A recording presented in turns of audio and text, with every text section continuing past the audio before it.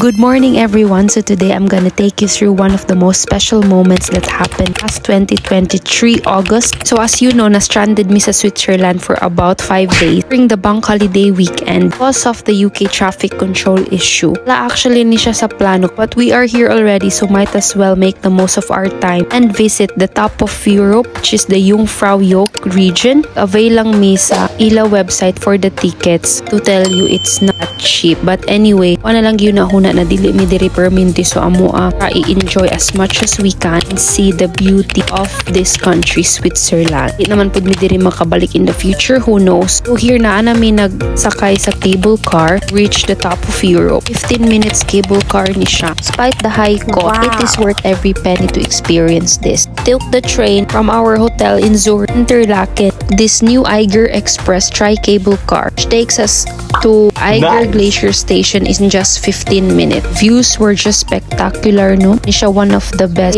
alpine wonderland of ice, snow, and rock. Pag abot sa taas, take na pud mi og train, continue to Europe's highest railway station on the Jungfrau Railway. Full na pud ni siya sa ticket. By this time, around 10 to 11 a.m., puno na ang train. Luckily, gyapon mi og naka-find gyapon mi glingkurana. When we reached the top, was mesmerized by the tour of Ice Palace with its ice sculpture. Eagle, penguin, or bear, as though they had just turned into ice, appear quite natural. Sa taas, medyo bugnaw na, maunang nag-jacket me, and we also made sure to wear no boots or shoes. It also says na 365 days of snow and ice guaranteed diri sa taas sa Jungfraujoch. Ni namo diri, wala jud koy ka-idea unsay plano aning ako bana, no? We'll see it at the end of the video. Please stay tuned. Here I was just elated, super happy kay nakaabot jud ko sa taas sa Europe. On top, miduha sa ako ang ban. Sabi wala jud ko ka-believe.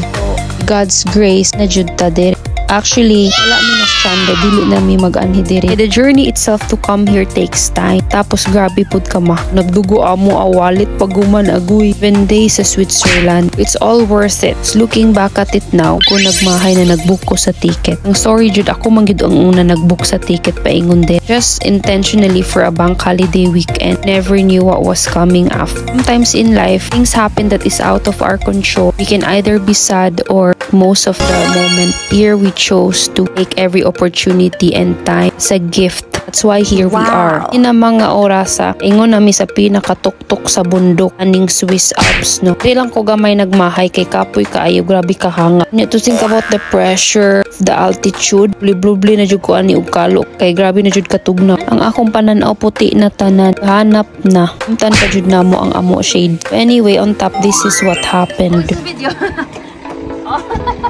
know why we're coming over here? No, because the view is nice. Yes, the view is nice. And What is that? it's this opportunity. We are on top of the world. I want to be between all the lights. What's funny?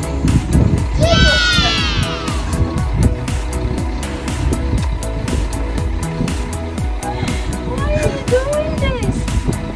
Are you serious, love?